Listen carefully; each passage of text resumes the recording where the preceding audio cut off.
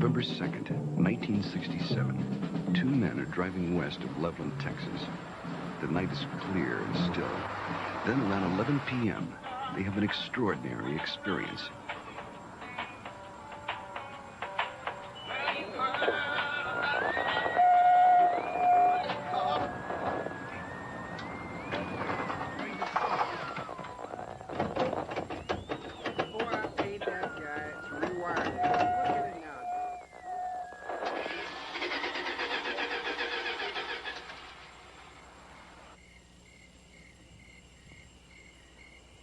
Come on, let's get out and check it.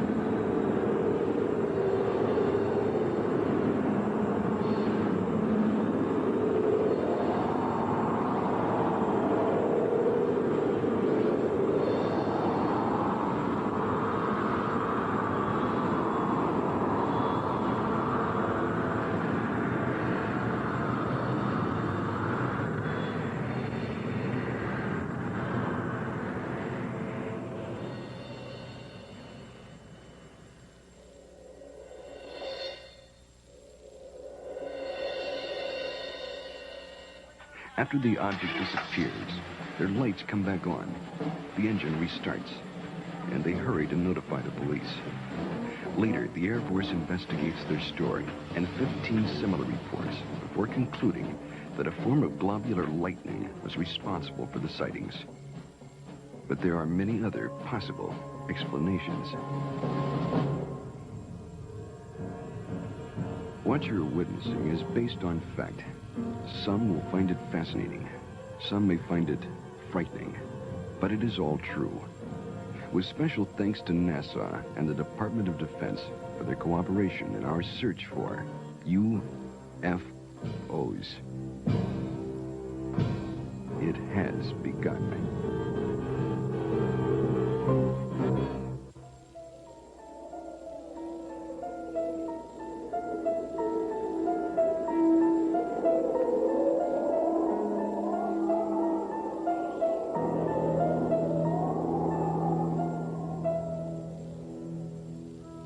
The Old Testament, Ezekiel chapter 1. It came to pass that the heavens were opened, and I saw visions of God. Out of the midst thereof came the likeness of 4 living creatures. They had the likeness of man. Now, as I beheld the living creatures, behold, one wheel upon the earth by the living creatures. The appearance of the wheels and their work was like unto the color beryl, and their appearance and their work was as it were a wheel in the middle of a wheel. And when they went upon their 4 sides, and they turned not when they went. As for their rings, they were so high, they were dreadful, and their rings were full of eyes round about them 4. And when the living creatures were, the wheels went by them. And when the living creatures were lifted up from the earth, the wheels lifted up. This account took place some 500 years before Christ. Other accounts very similar appear in earlier ancient writings. The Greeks and Romans also are known to have made observations of such things as phantom chariots appearing in the night sky. Records also tell us that during the reign of Charlemagne, there were many accounts of encounters with tyrants of the air and their aerial ships. These accounts so concerned Charlemagne that those reporting such strange phenomena were subject to torture and death. Here is one recorded event given between the 8th and 9th century in France. One day, among other instances, it chanced at Lyon that 3 men and a woman were seen descending from these aerial ships. The entire city gathered about them, saying that they were magicians sent by Charlemagne's enemy to destroy the French harvest. In vain, the four innocents sought to vindicate themselves, saying that they were their own country folk and had been carried away a short time since by miraculous men who had shown them unheard of marvels. Luckily, the Bishop of Lyon pronounced the incident as false, saying it was not true these men had fallen from the sky, and what the townfolk said they had seen there was impossible. The people believed what their good bishop said rather than their own eyes, and set at liberty the four ambassadors from the ship. The date was November 12th, the year 1887. The time was near midnight aboard the sailing ship Siberian, when it was reported that several people aboard ship witnessed a huge sphere of fire. It was observed arising out of the ocean. It rose to an altitude of 16 meters, then flew against the wind and came close to the ship, then dashed off toward the southeast. This sighting lasted a full 5 minutes. Within the years 1896 and 97, mysterious airships were reported all across the United States.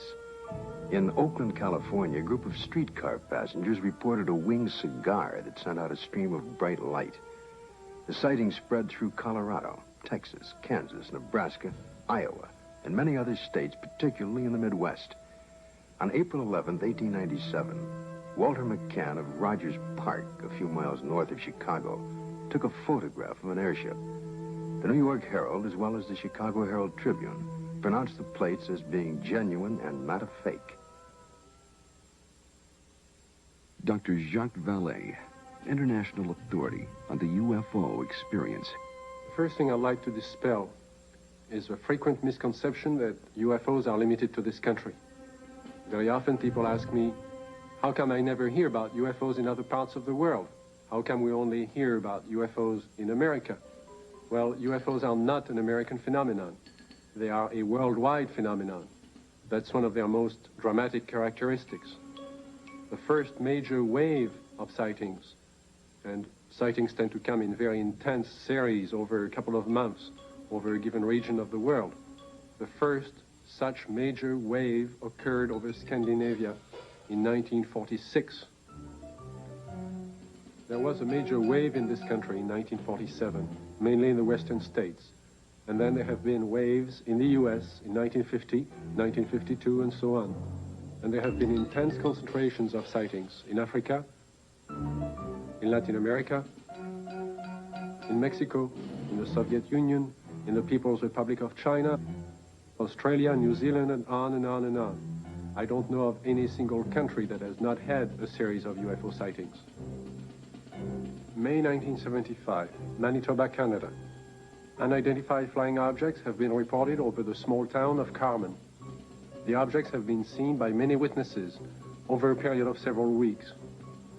May 13, 1975, cameraman Alan Carr of station CKY in Manitoba photographs 2 separate sightings over Carmen in front of 4 witnesses. The first sighting occurs at approximately 10:30 p.m.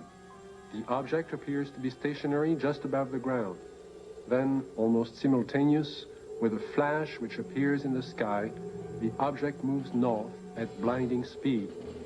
Only when the film is later analyzed in slow motion does Carr realize what he has captured photographically. Approximately an hour later, a second sighting occurs. The object appears over a group of trees and moves from left to right at an apparently low relative altitude to the horizon. Again, slow motion analysis provides a fascinating study of this unexplained event.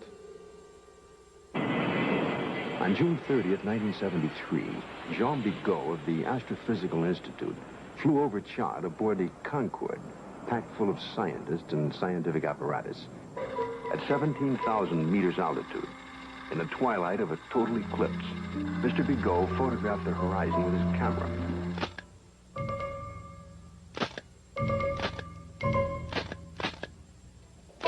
When the photo was enlarged, one of the slides showed what you're now seeing. If you look closely at this photograph, it resembles exactly what has been cited by many Americans during 1973 and 74.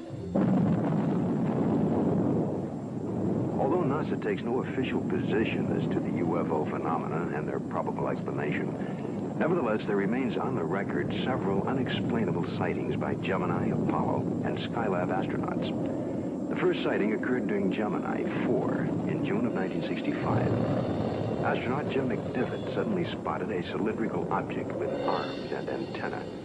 And when seen against the day sky, it appeared white or silvery. The object then appeared to be moving toward the craft. Suddenly, they lost sight of it. During the sighting, the astronauts were able to take these photographs and movie films of the UFO. Gemini 5, later that year, after 3 days and 5 hours into their mission, were contacted by Houston Control Center, advising the astronauts that Houston had picked up and was tracking another object, which was pacing Gemini across the entire United States. They estimated the UFO between 2,000 to 10,000 yards from the craft, and as large as the Gemini craft itself. Because of the limitations of viewing area aboard their capsule, no visual contact was made. Radar continued to track the object until they passed the Ascension Islands in the Atlantic. It then disappeared. Gemini 10 crew, Collins and Young, picked up objects traveling together in orbit. A positive identification has, to date, not been made. This photo was taken during the Gemini 11 flight on the 18th revolution, 27 hours and 47 minutes after liftoff. September 13th, 1966. This UFO was tracked visually and recorded on film by the crew and is truly considered unidentified by the photo interpretation experts at NASA. Perhaps the strongest and most spectacular of all the sightings took place aboard Apollo 11 on its way to the moon for the first moon landing. The ship was 1 day out, on July 16, 1969, when they spotted an unusual object. It had a sizable dimension to it. At first, the crew thought it was the Saturn IV booster rocket and called Houston for confirmation. Houston informed them the booster in question was some 6,000 miles away. The object remains unknown. During the Skylab 3 second manned flight, on the 23rd day of 1973, at sunrise, a series of 4 exposures were made by the crew of a visually sighted unidentified flying object, or satellite, as considered by the NASA Photo Interpretation Laboratory. The Skylab crew noticed a large star-shaped object, brighter than a planet or star. They watched it for about 10 minutes. They estimated its distance as from 30 to 50 nautical miles from Skylab. It, too, remains an unknown, despite North American air defense and NASA's attempt to identify it. Among the thousands of military men in recent times who lost their lives while in the service of their country, the circumstances surrounding Captain Mantell's death are indeed extraordinary. This experienced military pilot who'd flown in the invasion in Normandy and numerous missions over the Rhine under heavy attack would take with him to his death perhaps the closest glimpse of what was thought to be a UFO. The date is January the 7th, 1948. The time is 2 o'clock in the afternoon here at the Gardner Air Force Base, just outside of Louisville, Kentucky. A Kentucky state policeman calls in to report what he has sighted. It's an unusual aircraft, circular in appearance, approximately 250 to 300 feet in diameter. I'd say it's moving westwardly at a pretty good clip. Any information? Negative. I will check with our commanding officer. Instructions were given to contact nearby Wright-Patterson Air Base to see if they had any experimental aircraft up in that area. Flight test. We have no experimental aircraft in the area. The reports still continued to come in from adjoining towns. At 1:45 p.m., it happens. It's very white and looks like an umbrella. I don't know what it is. Through the binocs, it appears to have a red border at the bottom at times and a red border at the top at times. At approximately 2:30 p.m., a flight of Air Force P-51s come into view. The base commander decides to contact the flight leader, Captain Mantell. This is Godman Base Commander. Roger, Godman Tower. This is NG869, flight leader, over. NG869 from Godman Tower. We have an object out south of Godman here that we were unable to identify. We'd like you to take a look for it. Roger, I will take a look for you if you give me the correct reading. Mantell moves ahead of its wingman. The tower advises the flight leader to correct his course 5 degrees to the left to 210 degrees from Godman Tower. Godman Tower, this is flight leader NG869, Captain Mantell. Object traveling at half my speed and directly ahead of me and above, and I'm closing in to take a good look. Can you give us a description? Appears metallic and to be of tremendous size. I'm going to 20,000 feet. The other pilots level off under 15,000 feet and start down. At approximately 3:15 p.m., Godman Tower loses sight of the UFO. 5 minutes later, the report came in that Captain Mantell's plane had crashed. He was found dead. His watch had stopped at 3:10 p.m. that afternoon. What was it that caused this experienced pilot to become intrigued with an object that he would unwittingly give his life pursuing? 6 months later, a cylindrical-shaped object giving off a phosphorescent glow was to be sighted in the night sky over Robins Air Force Base in Georgia. At 2:45 a.m., Captain C.S. Childs and First Officer J.B. Whitted were piloting a routine Eastern Airlines flight number 576 from Houston to Atlanta when Whitted reports, "We sighted an object coming toward us. This strange object had a stream of red fire coming from its tail, and I could see it was much larger than anything I had seen or read about." Childs then notices that the object had no wings supporting it. It passed us on the right side. Its speed was about 700 miles per hour. And both men get a very good look at this unusual object. It was about 100 feet long, shaped like a cigar. As it passed, they clearly saw 2 rows of windows, an upper and lower, that were large and square. During that evening, there was a third witness, the one passenger who was awake on that Eastern Airlines flight, Clarence McKelvey. I was startled, frightened. A male steward came to me and said, "I notice you've been looking out the window. Will you talk to the pilot?" And I said, "Well, of course." The pilot came down with his clipboard. He was visibly shaken. He told me that he had been a flyer in the war and had covered so many million miles of flight and had never seen anything like this before. What was it that I saw? I saw this object was cigar-shaped. It had a row of windows. Behind them, it was lit. Out of the rear was a cherry red flame. This hair-raising experience was witnessed by 3 aircraft, a passenger, and ground observers added more corroboration. The conclusion of an air intelligence report was that the object remains unidentified as to origin, construction, and power source, and goes into the record classified as unknown. This is the Pentagon, Washington, D.C. And this man is Colonel Bill Coleman. He was Chief of Public Information for the United States Air Force from 1969 to 1974. It was here at the Pentagon that the Defense Department first became interested in the UFO phenomenon. This occurred in the late 1940s, with reports about objects and lights seen in the sky by military personnel and others. The Air Force decided to investigate the matter anyway. There was that one possibility that these flying objects could well be foreign weapons used for test purposes and might affect our national security. The investigative branch was called Project Sign. The project had only been underway for about 2 weeks when the Mantell crash had made headlines across the nation. The staff's investigation was far from complete, but public pressure was enormous. And they were forced to come up with an answer to really quiet growing speculation that Mantell had been killed by hostile aliens and some flying saucer. That's when we decided that Mantell had chased the planet Venus. However, this was an initial finding. The Childs and Whitted case had an impact on the Air Force project. It presented the first close-up account by highly reliable witnesses. The object described led some of the staff to postulate an extraterrestrial theory.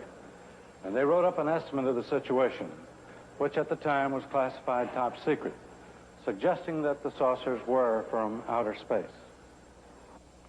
This theory was rejected by the Air Force Chief of Staff, General Hoyt Vandenberg, and even other Project Science staff members as not having enough proof. So the extraterrestrial visitation idea was dropped for the time being. It's been said in jest that if these UFOs are from other worlds and they wanted it to be known, all they'd have to do is land on the White House lawn. But an incredible incident, too quickly forgotten in time, took place over our Capitol. In 1952, Air Force spokesman for the Pentagon and UFOs at that time, Mr. Al Chop, relates the famous incident that stirred the Capitol, causing a request from even President Truman to be kept up to date on all the details. There were radar reports of unidentified flying objects over the nation's capital. We had 3 reports. One came from Andrews Air Force Base radar control room, and 2 from the radar controls at Washington National Airport. The first sightings consisted of a number of unidentified targets picked up on radar. Then a call was placed from National to the Andrews Air Force Base flight controllers. They were apparently tracking the same targets.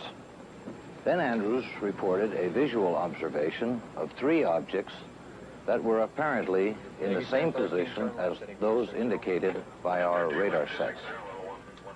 The targets stayed on radar until about 12:30 a.m. They moved slowly at first, about 100 to 200 miles per hour. Then one of the targets sped away at a fantastic rate of speed. It moved west from Andrews toward Riverdale. Army 142. The estimated speed was 7,300 miles per hour. At this time, in the tower, we had about 7 targets on the radar scope. These unidentified objects were flying all over the city. They even violated the restricted air corridors here over the White House and over the Capitol building. The phenomena wasn't to subside. The following Saturday night, July 26th, a repeat performance unsettles the Capitol again. I was awakened the following Saturday night around midnight by a telephone call to my home in Virginia. It was the public information officer for the Federal Aviation Authority. He told me the air traffic control radars were again picking up a large number of UFOs over the Capitol area. First they would follow a definite flight path, and then they would suddenly disappear. Others would come into view just as suddenly. I placed the phone call to the command post in the Pentagon, and I asked for an intercept. About 2:40 a.m., we got a radio call from a flight of F-94s, 2 aircraft in the flight. They also, at about that moment, appeared on our scope. And at that moment, a very frightening thing happened to us. All of our unknown traffic completely disappeared the moment those aircraft came on the scope. The flight leader called in and said, well, it doesn't look like we're going to do any good here, so we're going to go back to base. And at the very moment those aircraft disappeared, all of our unknown traffic appeared again on our scope. And again, it was a very frightening experience. We called Andrews Air Force Base, and they reported exactly the same thing happened to their scope. At 10 a.m. on the morning after the sighting, General Landry, at the request of President Truman, called intelligence to find out what was happening over Washington. It was the largest and longest press conference held in the Pentagon since World War II. General Samford headed the conference and said that he was personally satisfied that the radar scope sightings were the result of temperature inversions, which are known and account for certain blips on radar. Although this was the conclusion of the Air Force investigations, interestingly enough, the actual report begins with this opening comment: a study of the various reports regarding the subject. Radar sightings do not allow a positive and final explanation to be made. The CIA now would enter the picture by convening a panel of top scientists to examine the UFO phenomena. The CIA's concern was that recent waves of sightings might constitute a threat to our national security. The thinking was that the enemy could exploit UFOs as a decoy in the preparation for an attack on the United States. 5 outstanding scientists and various Air Force and CIA representatives were to meet on Wednesday, January 14th, 1953. Among the panel members was one associate member who was destined to have more experience with the UFO phenomena than any other American scientist to date. Dr. J. Allen Hynek, astrophysicist and head of the astronomy department of Northwestern University. I was called into the meeting on Thursday. The panel members were seated around this table. It was a rather somber and impressive occasion, actually. I was a junior member, and I remember feeling considerably nervous and apprehensive about being in front of this powerhouse of scientists. But then for the past 4 years, I had been scientific advisor to the U.S. Air Force on this very problem. There were 2 films that were of particular interest to the panel at that time. One was a film taken by a Navy officer while on vacation in Utah, near Tremonton, Utah, and the other was a film taken in Great Falls, Montana, by the owner of the local baseball team. The Utah film had already been subjected to some 1,000 or so man-hours of analysis by the Navy's Photographic Interpretation Laboratory.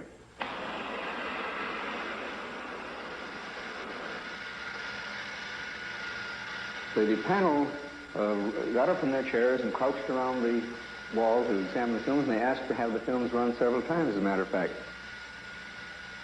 Now, the Navy had, on the basis of their detailed analysis of the Utah films, they had concluded that the objects shown in the films could not be birds, balloons, aircraft, and so forth, but indeed that they were self-luminous, unidentified objects.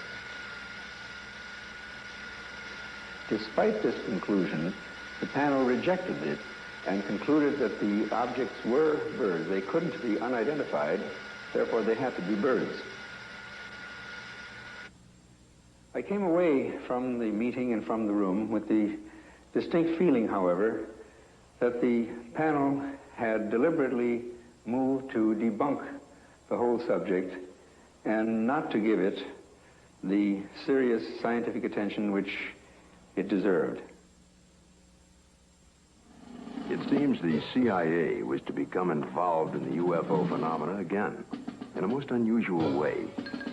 A series of episodes were to take place that, up until the airing of this program, were not public knowledge. The events were so bizarre that it's hard to conceive they happened to individuals associated with such no-nonsense organizations as the Office of Naval Intelligence and the CIA. This man is retired Lieutenant Colonel Robert Friend, U.S. Air Force, and former head of Project Bluebook. Friend, now on the management staff of Celesco Industries Incorporated, which builds and launches missiles for defense testing purposes. Friend now relates this most unusual experience. It was 1959 when I was invited to attend a briefing in the security portion of this building.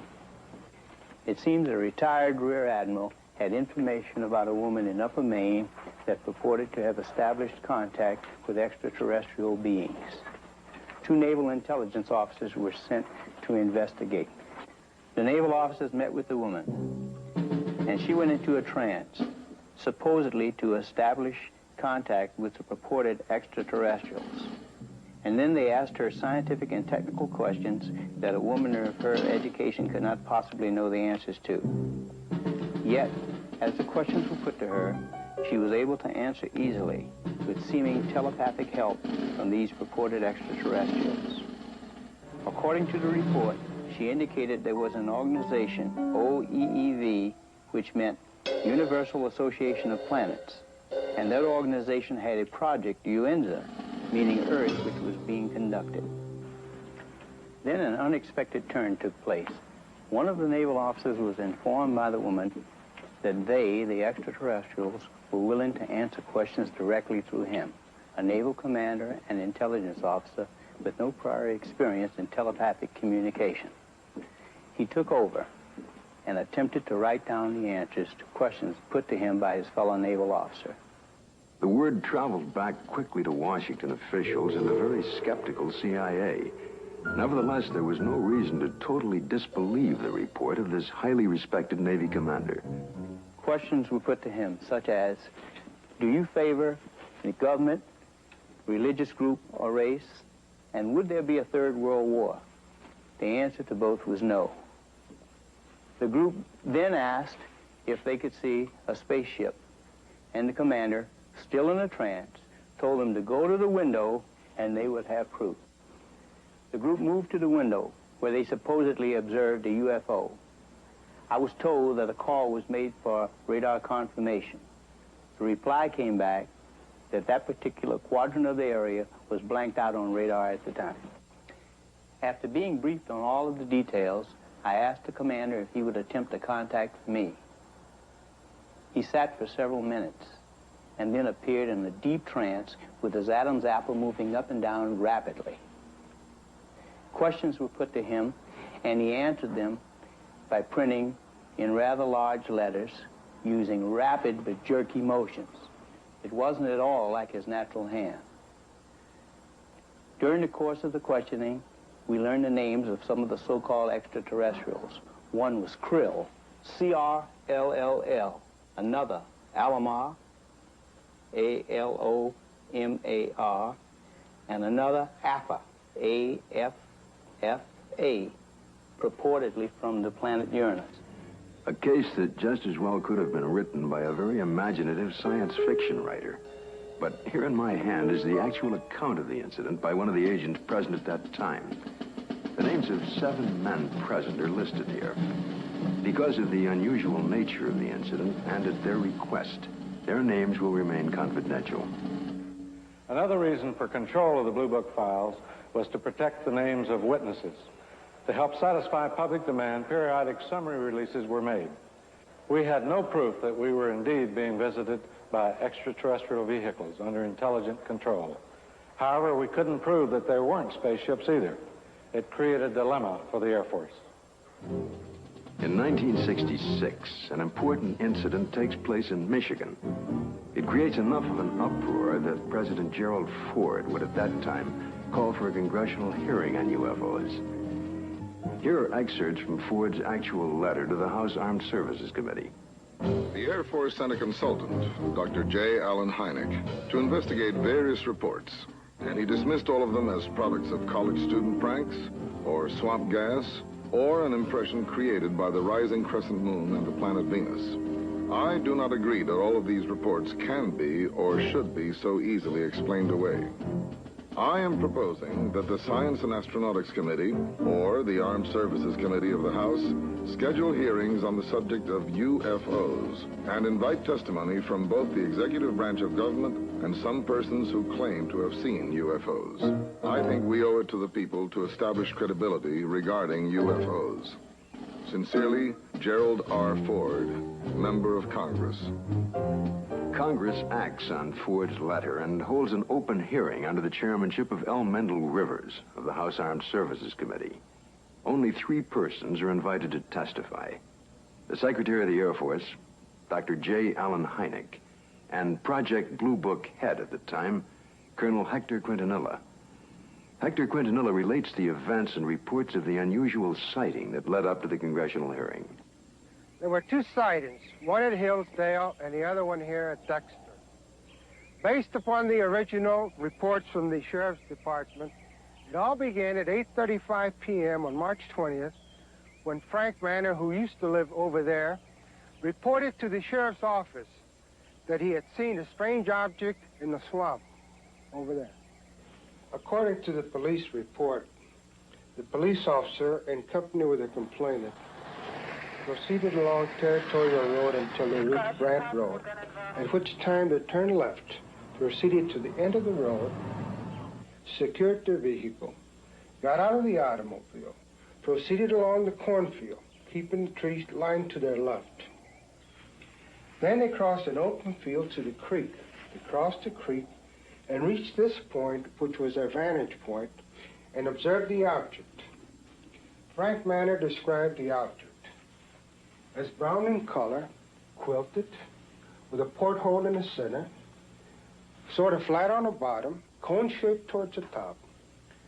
2 small lights, one at each end, one glowing bluish green, the other one a brilliant red, with a glow at the bottom. Well, of course, by the time I arrived, the situation was so charged with emotion that it was impossible for me to do any really serious investigating. I had to fight my way through reporters to interview the witnesses. Other sightings were reported over the area, and a solution from Dr. Hynek and Major Quintanilla seemed in the offing. Well, the pressure was mounting for an official explanation. There were more than 60 newsmen jammed in at that news conference.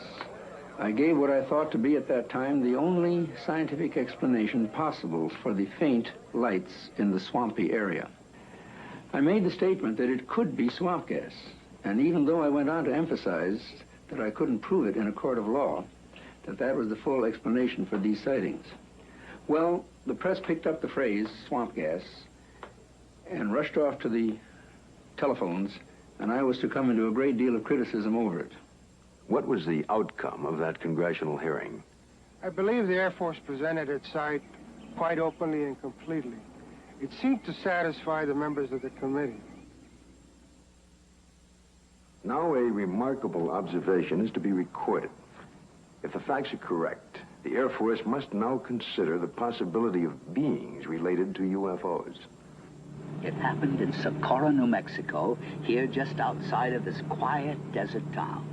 A state highway patrol officer, Lonnie Zamora, was on duty, as he had been for the past several years.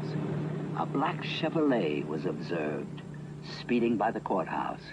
Zamora put his highway patrol car into pursuit.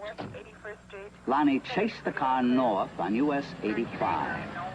As he passed this hilly area, Zamora heard a roar and something caught his attention. 10 or 15 seconds pass. Lonnie then calls in to the sheriff's office. The time was about 5:45, I recall, and he said, support to 1044, an accident. And then he said, I'll be 10-6 out of the car, which meant that I was going to be investigating a possible accident. And I went up this road about a half a mile, and then I stopped my car and got out and looked out, and I could see a white looking object in the distance. I thought it was an overturned car at first, but I got into my patrol car and went up closer to it. And when I started to get out of the car, I heard a big roar. As I got to it, I could see looked like a couple of coveralls hanging from a clothesline. I couldn't see what it was, but it looked like a couple of coveralls. Zamora called in. He sounded very excited. He said he watched an object lift up slowly and disappeared into the sky very fast. I went down to where the object had been, and I noticed the brush was burning in several places. The object had left 4 perpendicular impressions on the ground. I noticed several bushes were smoldering, but they felt cold to the touch. I noticed what appeared to be a couple of oval footprints on the ground. I knew Lonnie had seen something. The proof was right there.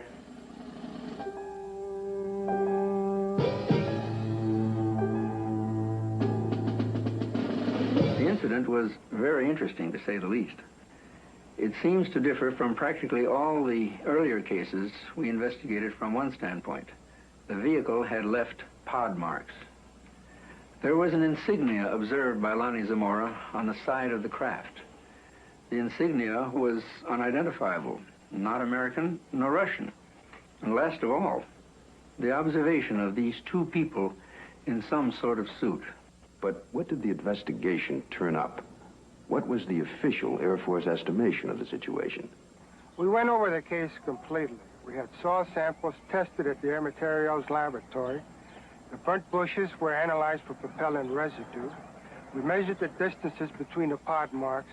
My first reaction was that it was a lunar test module from NASA or the Air Force. That seemed to be the only logical explanation.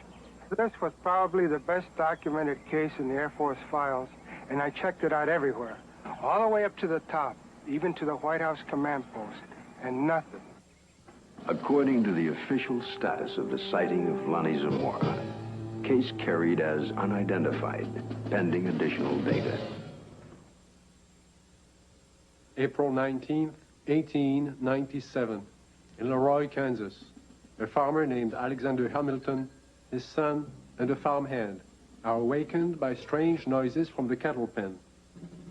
Going outside, they discovered, to Hamilton's utter amazement, an enormous airship with a brilliant searchlight is slowly descending over the cow lot. Fearfully, Hamilton moves closer and is startled to find that one of his cows has been caught by a red cable running down from the ship. The next day, after an extensive search, he discovers the cow's hide, legs, and head in a field miles away. This is one of the first recorded cattle mutilations connected with UFOs. The report could easily be dismissed as a tall tale if there were no others. But since then, thousands of bizarre animal mutilations have been discovered, not only in this country, but in Africa, Australia, Brazil, and many European countries, in fact, all over the world. In this country, mutilations have occurred in over 30 states in the last 5 years alone. Frustrated ranchers and law enforcement officials have come to recognize the classic signature of the mysterious mutilators. Often, in a remote area, a cow will be found dead, the sex organs removed, and the tongue, an ear, and an eye, all surgically cut out. The body, more often than not, has been drained of blood, though no blood has been found on the ground. In fact, there are no tracks or prints of any kind near the body. And yet, amazingly enough, there is no evidence of a struggle. One of the first states to be hit by the mutilations was Colorado. Reporter Bill Jackson of the Sterling Advocate covered the story from the very beginning.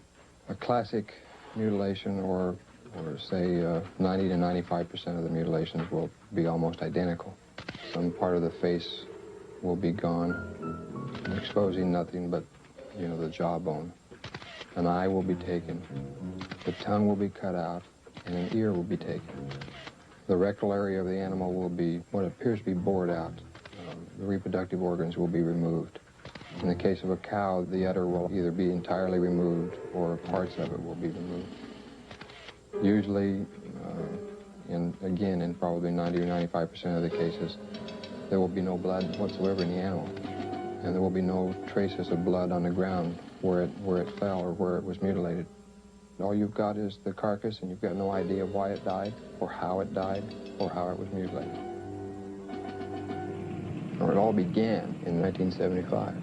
It was a bizarre time. Nobody had ever seen anything like this before. Not only did we have the mutilated dead animals on the prairie, but we also started getting the lights in the sky at night. Along that time, there were many theories that were being developed on why this was being done. The satanic cults were being blamed, dope smugglers, UFOs, a government experiment of some kind.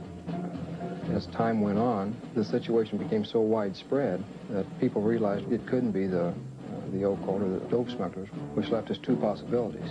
Number one, it was being done by a government, let's say. Or number two, it was being done by UFOs. As more and more cases were reported, the Colorado Bureau of Investigation was called in. Well, our position is basically one where predators, at least our investigation determined that predators were responsible for probably 99% of the reports of mutilations. As I said, there were 203 separate reports received from this agency. But of the 203, we only received 45 tissue samples to conduct microscopic analysis on. Of the 45 tissue samples, we found that only 2 of those 45 had actually been mutilated with a sharp instrument. When they first started, they would send samples of these animals to the CBI, to Fort Collins, to try and determine what was the cause of their death, what was mutilating them. And 9 times out of 10 or more, the report would come back that were being caused by predators. Now, these ranchers and the sheriffs in these rural areas have been around cattle all their lives. They've been around coyotes all their lives. And they knew that this just wasn't possible. A coyote would not do that. Predators, when they come in and start to eat, now I'm talking about 4-legged predators. They'll come in and they'll bite, and then they'll pull and they'll tear. The cuts we have, even we can't make cuts like this. We've tried this many times on dead animals with scalpels, razors, and knives, and we can't make the same cuts. We've had cattle that we've went and investigated that were, you know, called in. I think I have a mutilation here, and we went out and we seen it, and it was not a mutilation. And these are not the ones that's reported. The ones that we classed as a classic type mutilation are actually mutilations, and they're not predators. Animals, wild animals, predators, coyotes, won't approach these carcasses. But in the case of an animal being mutilated in the wintertime, there's possibly something about the cold weather that may mask whatever it is that keeps predators away, and that will be the exception to the rule. Is this animal here, is any pretty much like the other ones you had that was mutilated? Yeah. How old a cow is this, Don? 8 years old, according to the way I looked at her teeth, 8 or 9. I know definitely it wasn't animals. We took out the whole works there.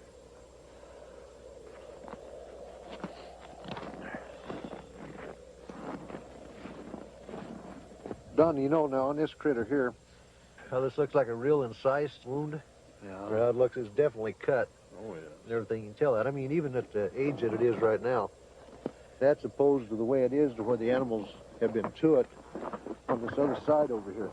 Kind of noticed there, you know, the difference there, Don, between here and how animals have been to that, and that flesh is torn. Yeah. And it's not a real incise, but yet when we seen this animal the other day, now these were all incise, good clean cuts on them. Definitely. So that's a good example of what we was trying to say about the lab up there. They said that it was predators doing it, but that definitely wasn't a predator wound there. No, I wouldn't say.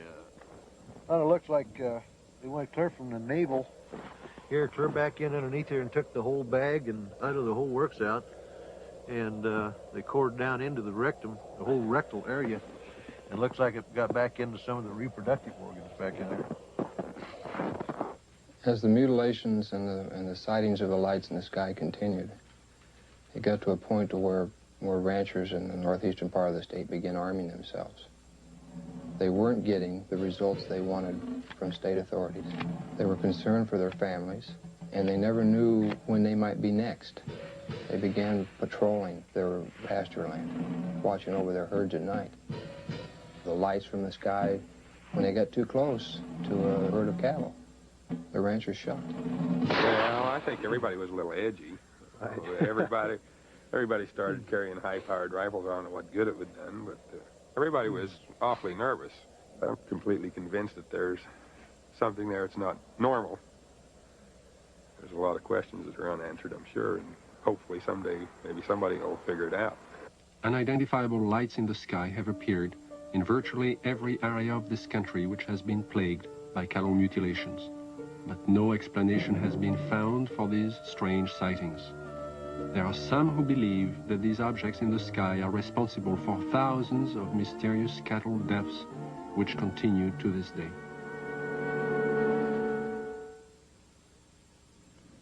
Though state and local officials have stated their views about the mutilation mystery, surprisingly few veterinarians will speak publicly about the situation.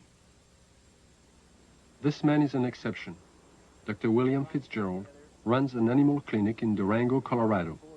Because of his expertise in the field of veterinary medicine, he was asked by the sheriff's office to perform an autopsy on a mutilated cow found in a remote area of state-owned forest. This particular animal had been largely exsanguinated. The anus and about the first 4 inches of the rectum had been removed. The preputial skin and the last 2 or 3 inches of the penis had been severed flush with the body wall. The left eye had been removed, and the last 1/3 of the tongue had been cut. A portion of the lips on the left side of the animal were also sawed off. presumably to gain access to the tongue, but this makes no sense because that portion of the tongue could have been easily pulled out and cut off without that, so I don't understand that point. Reports I have heard, some that I have read subsequent to this time, indicate that people have seen mutilations that they attributed to predators. And if this was a predator, he had 2 feet and a 6-inch knife, because it was a very sharp single cut in most instances.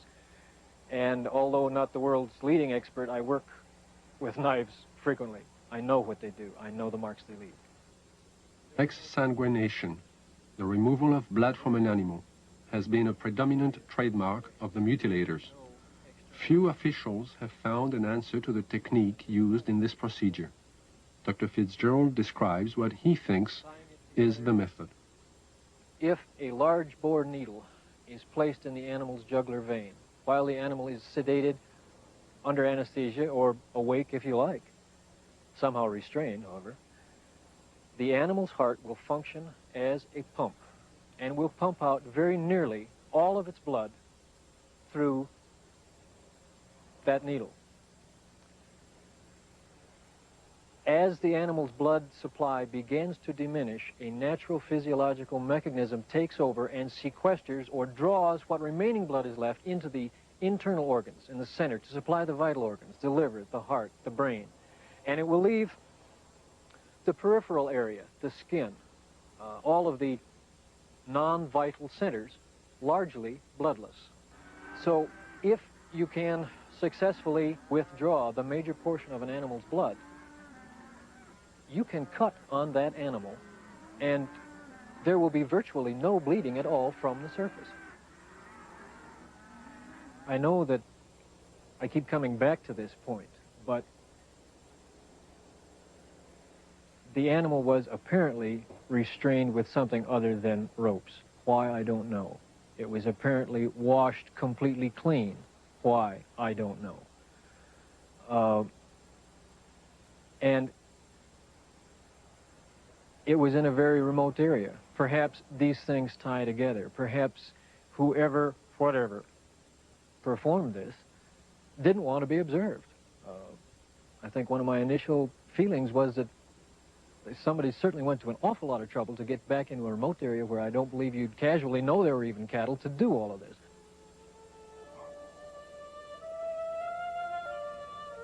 Dulce, New Mexico, similar to the plains of Colorado in its isolation, but nestled among rolling hills and small mountains, is the land of the Jicarilla Apache. Tradition is strong here. Indian women weave intricate baskets and create delicate beadwork. The men preside over tribal business and raise cattle. And here, as in Logan County, the night sky has been lit with the glow of unknown flying objects, and cattle are found mutilated.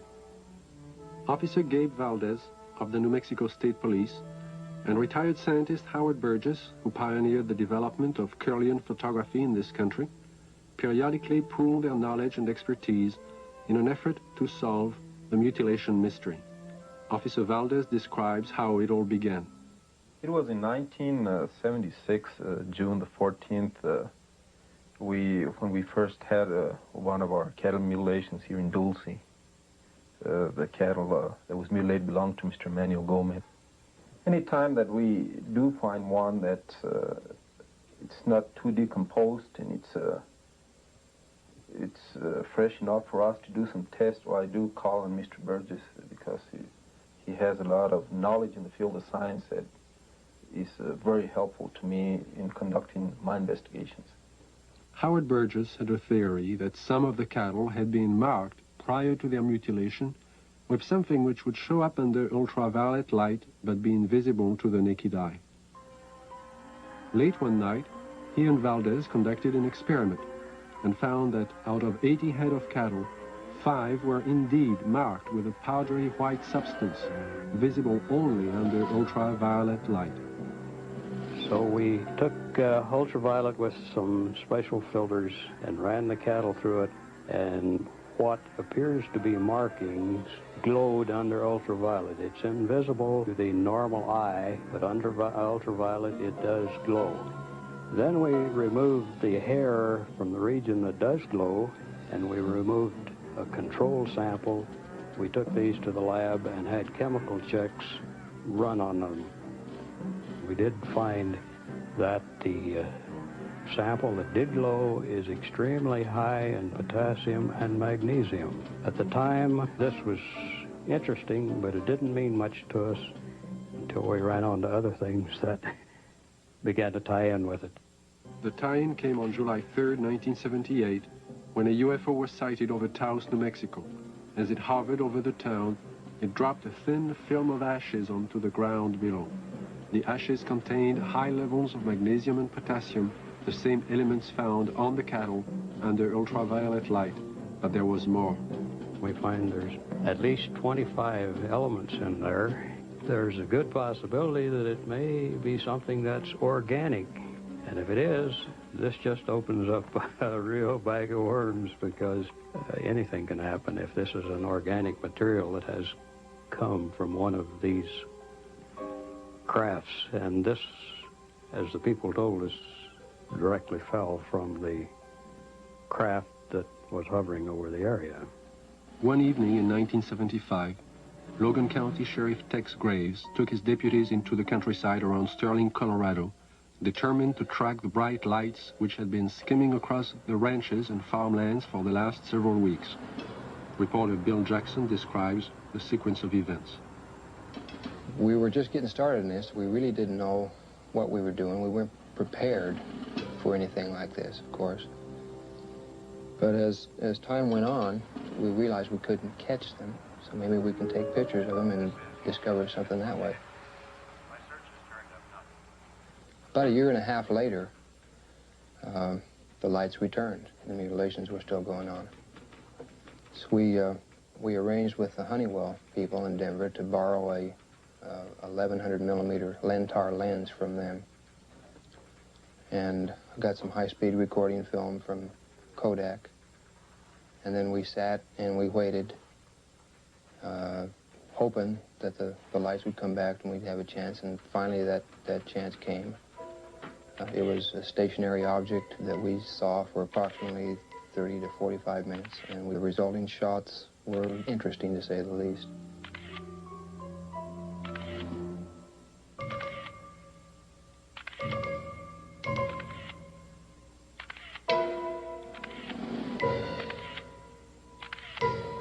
Shortly after these final exposures, the object just disappeared. It was almost like somebody hit a light switch and it was there no longer. What are these unidentifiable lights? What is their nature and their purpose? Why have they appeared in the night skies immediately prior to the discovery of mutilated cattle? And how many more animals will die before the mystery is solved?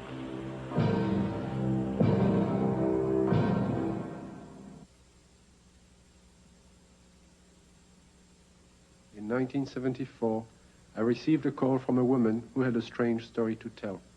One night, as she and 3 friends were returning to Los Angeles from Lompoc, California, they encountered an unidentified light in the sky. Thinking at first it was a helicopter, the friends paid little attention. When the object began to fly in unusual patterns at extremely high speeds, the passengers soon realized they were dealing with something out of the ordinary. What happened next is best told in the woman's own words. Helen is a fictional name. Her real name is being withheld at her own request. I saw it come into the sky from the top of the mountain range and go straight up and do a 90-degree angle toward us, and I called it to the attention of Don, John, and Sue.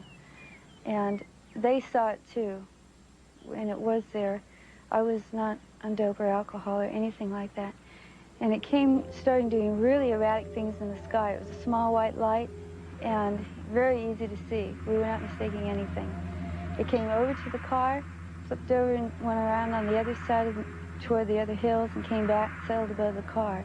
By this time, because it was so close, it was 8 lanes freeway, at least in diameter and even a little wider, sausage-shaped, a very white, luminescent light emitted from the entirety of it. The ship stayed above us, out in front of us, about a minute or two, and we watched it, and none of us were saying a thing. And we just kept driving, and it kept staying in front of us. And then out of the perimeter of it, closest to us, came 4 white beams of light, very much like funnel-shaped, smaller at the perimeter, and they descended upon us and came around each one of our bodies. And out of each one of our bodies, we started to float into that beam of light. The best description would be molecularly being dispersed. And when I looked over at Don and Sue and John, their bodies, their legs and their bottoms are still on the car seat, and their heads and their shoulders and their chest molecules were going through the roof of the car, along with mine. We didn't lose consciousness while this happened. We were completely conscious of going through the roof. And the bottom molecules of our body were coming through too, and we were about 3.5 or 4 feet outside the car, going toward the ship, and we hit an energy field, a strong one, and remembered nothing. Next thing I did remember, we were coming back, the same process, going back into the car. It wasn't until several years later that Helen realized she had experienced more than she remembered. Mental images, which she couldn't explain, caused her to visit a specialist who put her through a memory regression. In this relaxed state, Helen recalled the evening in question and described in detail the experience of being taken aboard the UFO. I came to, and standing in front of me was a very tall man with whitish hair, kind of bronze, beautifully tan type of skin. And he had a long type of robish gown on, and he was looking at me, and very, very friendly. And he said he supposed I'd like to know what we were doing here. And I looked around, and I did want to know. There was a huge room that we were in that had a hallway off in front and a hallway off to the side. And they were round, curved hallways. The room was very light. Iridescent light radiated all over, but you didn't see a light bulb anywhere. In fact, you didn't see hardly anything except for the swivel chairs we were sitting in. And he proceeded to help me up. And when we walked together over to the screen in front of us, across the room, and he showed us some information, pictures, and it was very cordial and very easy to talk with. The man spoke to me in English, but concurrent with everything he said was a great deal of telepathic communication, and it was completely peaceful feeling. It all made sense. He showed us a screen with many images on it that clarified some of the things he was saying. He also said that he'd been around with the other people there for thousands of years, and that they had been picking up people and giving information to people for the use of putting it into this world, into this society, to bring about a lot of better changes. And the interesting thing was that there are some people, he indicated, who we know and read about, who were given information by him. This is what he told me. And there was no fear. That's predominant, I think, in everything. From this large room where we first came on, the man led me down into a couple other rooms. And the one that's very interesting was more or less in the center of this ship, and it was a room full of dials and full of men dressed in more form-fitting clothes, whereas the one who met me had a type of ambassadorial robes on. And these guys had more like turtlenecks and Levi's. They were still white, soft, iridescent, and very comfortable looking. And they were working. There was plenty of dials, and there was lots of screens, types of scopes there, and they were doing things very involved. None of them paid any attention to us. They kept their work. After he had taken me to these rooms, we were walking again down the hall to go back to the car. And while we were walking, I remember telling him, you know, nobody's going to believe me.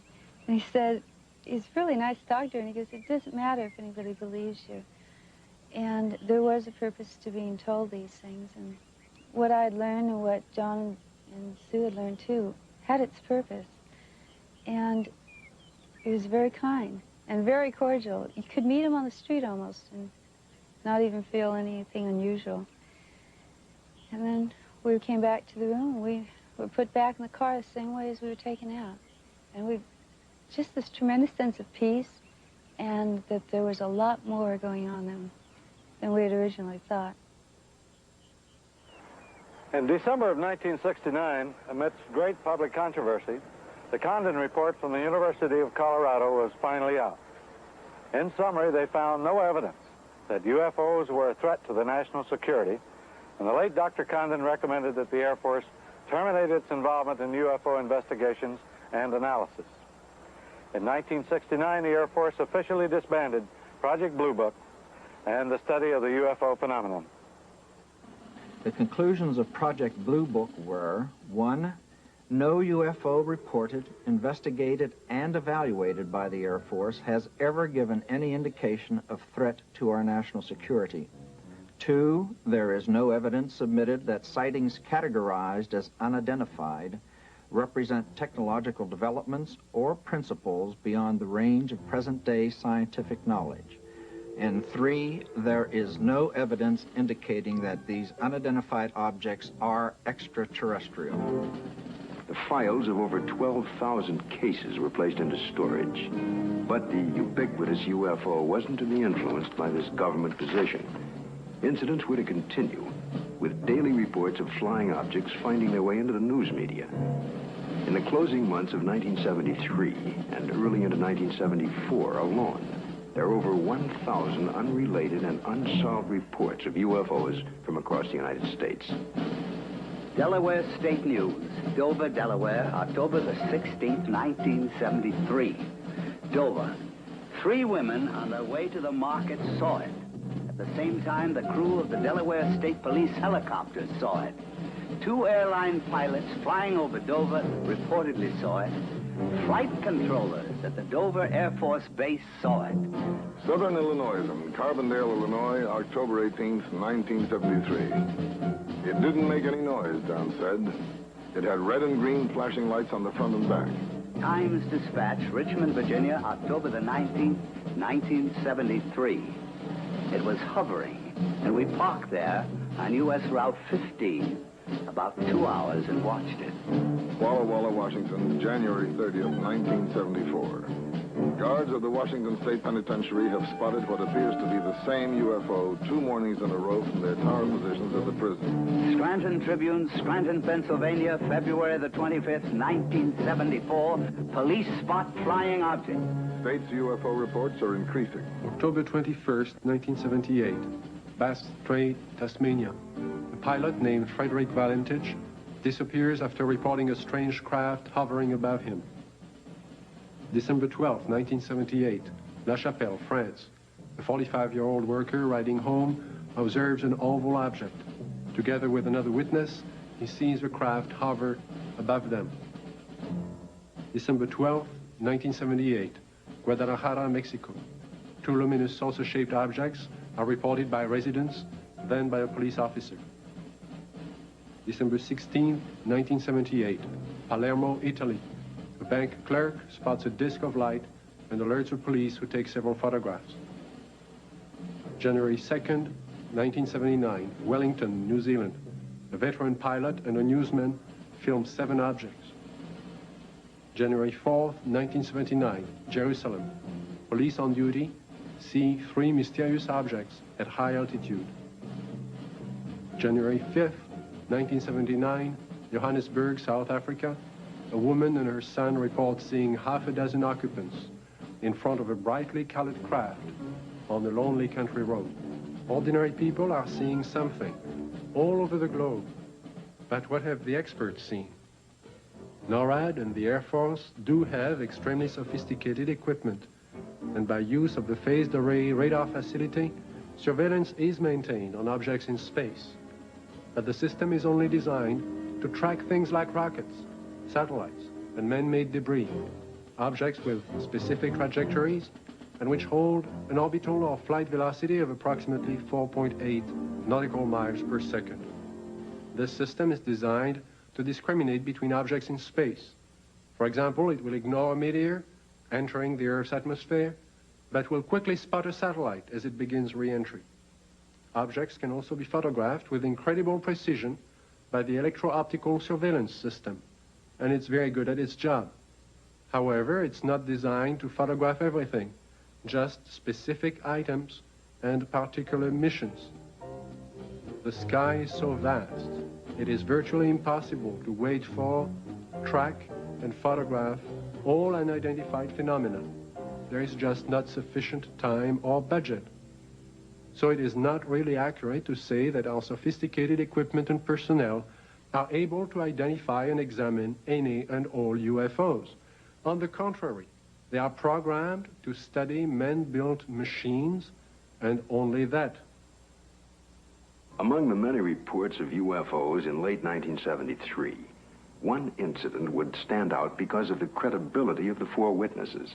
This is Major Coyne, Army helicopter pilot, his co-pilot, Lieutenant Arrigo Jetsi, Air Medic Sergeant Healy, and Robert Janicek. These men had just finished their annual flight physical early that day and were found fit and sound of mind. They would take off from Port Columbus Airport about 10:30 p.m. But what was about to follow, and the subsequent report they filed, would put to the test the credibility of these men. Approximately 8 miles east of Mansfield, our crew chief, Sergeant Robert Janicek, observed a red light on the east horizon. Did you gentlemen see the same red light? Yes, I did. Our helicopter was flying on a northerly heading. We were flying at an altitude of 2,500 feet. He indicated that the light seemed to be facing the helicopter, moving along in a parallel direction with our aircraft. Which direction from the helicopter was the object? It was to our right, to the right side of the helicopter, and it was moving with us as we were heading north towards Cleveland. And at this time, he indicated that the light changed its direction and was coming directly at the helicopter at the same altitude. And as the helicopter was maintaining a speed of 90 knots, the object came at a terrific speed from the horizon. We estimated 15 miles. Visibility was reported 15 miles that night. Did you gentlemen see the object at this time, after it had been pointed out by the sergeant? No, not at that time. I was flying left seat or co-pilot, and visibility from that seat from an object approaching from the right is rather limited. So I was having a difficulty seeing the object. And it was for that reason that Major Coyne did take the aircraft or the controls from me. I grabbed the controls from Lieutenant Jetsi because I thought it was going to hit us. I braced for impact. With that, I pushed the collective down to get the helicopter to start to descend. I then looked at the altimeter. It was showing 1,700 feet, and we were descending 1,000 feet a minute. The helicopter began to descend, and as this object came at the helicopter, it seemed to descend with the helicopter. When the helicopter went down, the object came down, but it still came directly at our broadside, as if to hit the helicopter from the right side. Did anyone else see the object at this time? Yes, I was watching it come on out of the east horizon. And the only thing I felt was when the skipper took over the controls and we started to auto-rotate down, and I'd never been involved in a mid-air collision, so I was just watching this thing come at us. It was at this time my light swung 90 degrees from the UFO towards the helicopter, and it came in through the front of the plexiglass, and the entire cabin inside turned green from the light. It was a pyramid-shaped type light that beamed down and came through the front of the helicopter. How long was your aircraft bathed in this beam? The light that came into the cockpit apparently lasted only for a few seconds, but it was enough time that I observed the red instrument panel lights utilized for night flying to be absorbed by the green light. Was it possible for you to determine the outline of this object against the star background? Yes, sir. It was a cigar-shaped object, like a symmetrical airfoil with the dome on it. It was a solid object. It was a metallic structure to it. And you could see lights reflecting off the structure, and you could not see any of the stars or behind the object itself. Well, while all this was going on, what was the attitude of the helicopter? Apparently, when we were supposed to be descending at 2,000 feet a minute at 100 knots, we were climbing at 1,000 feet a minute with the controls still established for a descent. And we went from 1,700 feet up to 3,500 feet and topped out at 3,800 feet. I would like to stress one important fact, and that is there is approximately 20 years of Army aviation experience between the 4 men on board the helicopter that night. We have been trained to follow procedures and regulations in reporting incidents, regardless of how they're accepted. And we tried to follow those procedures. And we reported the incident as it occurred and have avoided any speculation on the subject. While our government's official position is not to speculate on this subject, we can choose to let our minds explore other possibilities, to use our imaginations. For if we consider that astroscientists agree on one point, that the possibility of life elsewhere is not only quite probable, some feel it is there without a doubt. Let us suppose then that these objects are real space vehicles, extraterrestrial in origin, and not an illusion of the mind. Perhaps we can begin to accept such ideas as various reported UFO shapes and configurations by looking at our own aviation history. We have, in 71 years, devised dozens of aircraft shapes, from propeller-driven biplanes to lunar modules to date.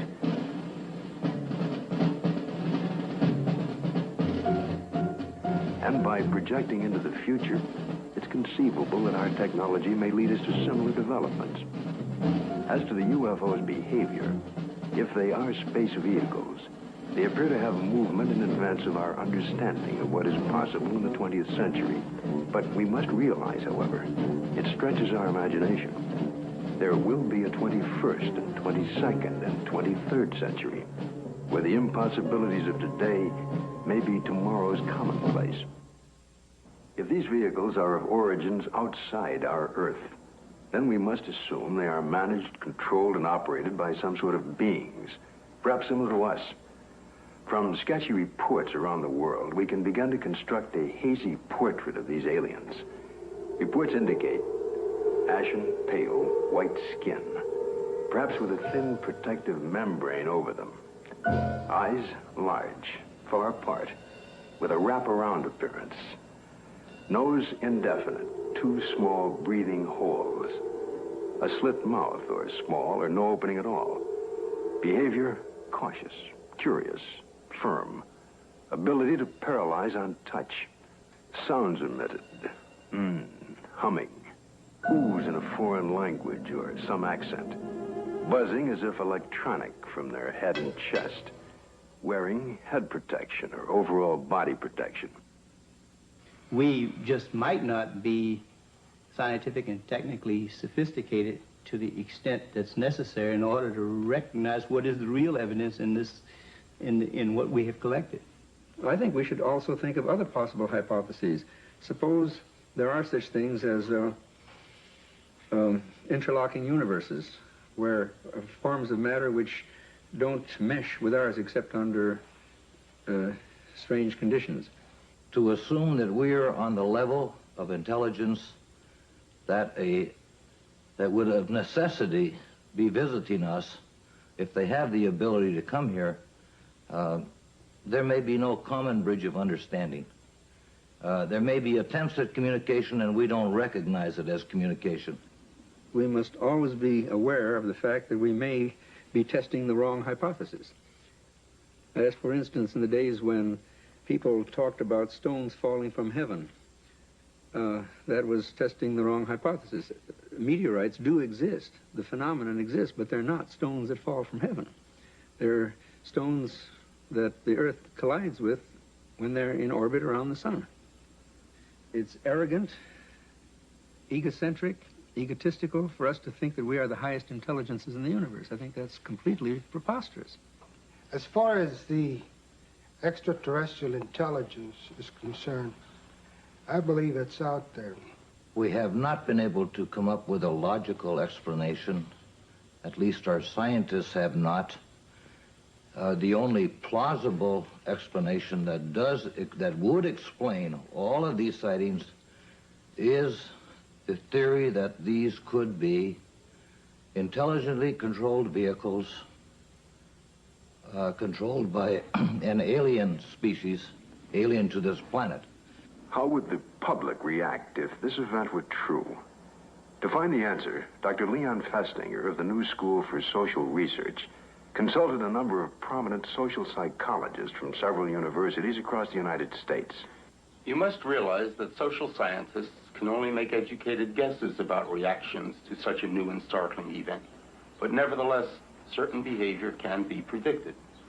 Dr. Aronson of the University of Texas points out that many people already have strong beliefs about the existence or non-existence of extraterrestrial beings and are committed to these beliefs. Dr. Walser tells us that if these extraterrestrial beings were advanced beyond us, we would probably gain technological information from them, that many Americans may worry that their benefactor will demand something in return, constant gratitude or acknowledgement of their superiority. As far as panic is concerned, most of my associates agree that it wouldn't happen unless there were, one, an imminent danger with no escape or chance to protect oneself, and two, it resulted in loss of contact with family or primary groups. And last, there is also the question of longer-term effects. What would happen over many years? One social psychologist suggests that it might help to unite the world. If the visitors from space prove to be an enemy, he suggests, then we would unite as one species to drive the invader away and then to live in peace thereafter. We've so far talked of the past and the present, but what are the possibilities of the future? It seems almost certain that if other beings more advanced than ourselves do inhabit other sectors of the universe, then it's quite probable there will come that day, that moment in time, when official contact will be made. Let's look at an incident that might happen in the future, or perhaps could have happened already. The premise is that contact is made by extraterrestrial beings with representatives of the United States Air Force at Holloman Air Force Base in the deserts of New Mexico. The day is clear. It's about 5:32 a.m. at Holloman Air Force Base. Traffic light.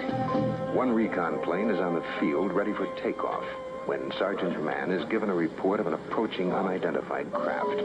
Yeah, Bill, no, nothing on the I'll repeat it again.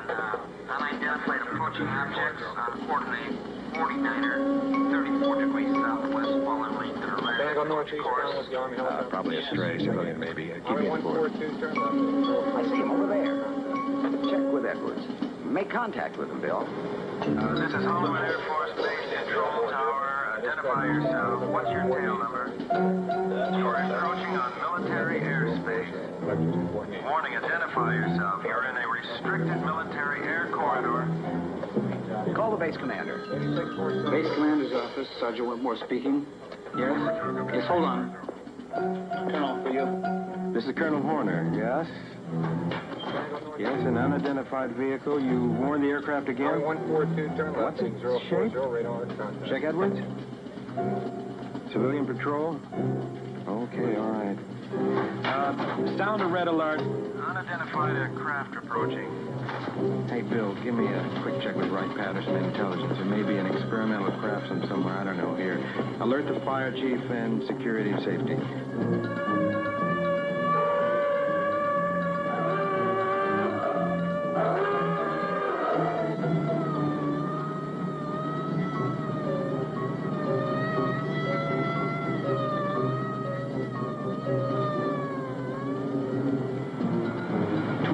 Interceptors are dispatched to escort the unidentified crafts out of the area.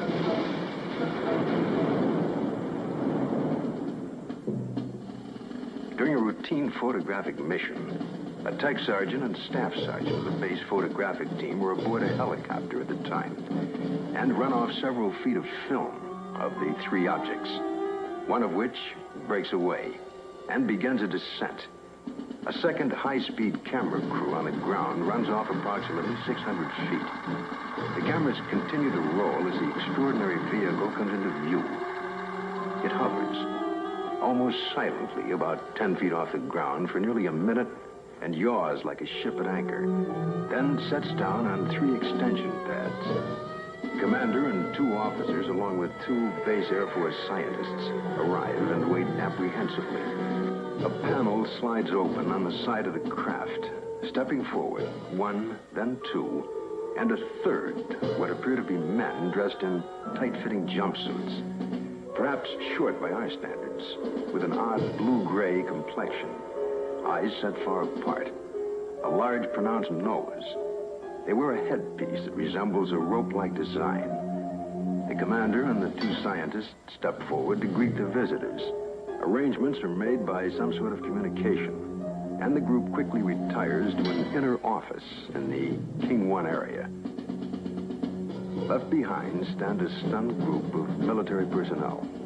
Who the visitors are, where they're from, and what they want is unknown.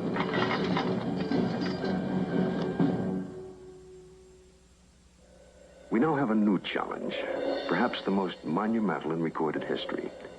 The opportunity to investigate a phenomenon that could change our destiny. Through the study and understanding of the UFO phenomena, we may discover a new energy force, or how to use it. Or it could lead to an understanding of our relationship to life throughout the universe. And if there are beings from distant advanced societies, we may be privileged to see a revelation, a look at ourselves 1,000 years in the future. And perhaps at this very moment, located in another galaxy, somewhere in infinite space, other beings raise similar questions and discuss the possibilities of life outside their planet, and talk about Earth as part of their plans for the near future.